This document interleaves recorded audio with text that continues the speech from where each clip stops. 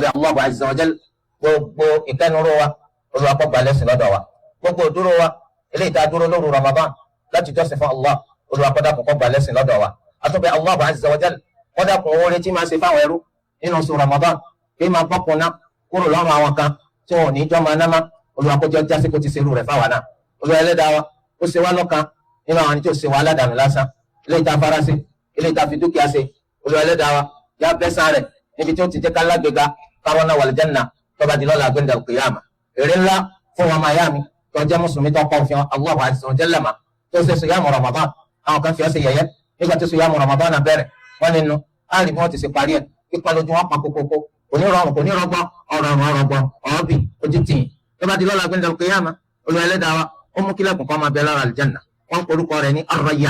Ar-Rayyan anabi Muhammad sallallahu alayhi wa sallam ó ní ilẹ̀kùn yẹn ní làwọn ẹni tó ṣe sùyàmù ni wọ́n bá wà àlìjánà wọ́n pèpè lọ́jọ́ yìí ayna as-sa'imun níbo làwọn tó gbélé ayé tó fi ṣe sùyàm níbo ni wọ́n wà wọ́n dáhùn ní ìgbà tí wọ́n bá kó wọn wà lìjánà gba ojú ilẹ̀kùn yìí ó ti ilẹ̀kùn yìí ó ti pátápátá ẹnì kan tún ní bá bẹ̀ wà lìjánà mà yàtọ̀ sáwọn ẹni tó ṣe sùyàm adúpẹ́ fún Allah abẹ́ Allah àtẹ̀mí àti wọn Olúwa dákun ṣe wá lọ́kan nínú ẹni tí wọ́n wà lìjánà gba ojú ilẹ̀kùn yìí mọ́sẹ̀lẹ̀ wà wáyà Rabbana má jẹ́ kí wàhálà wà kọjá sófò Allahu akbar